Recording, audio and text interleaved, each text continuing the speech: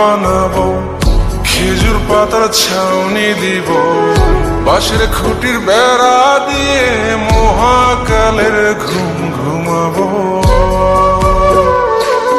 আমি মাটির একান ঘর বানাবো, খেজুর পাতার ছাউনি দিব, বাঁশের খুঁটির বেড়া দিয়ে মহাকালের ঘুম ঘুমাবো। আরে সাদা কাপড় পয়রা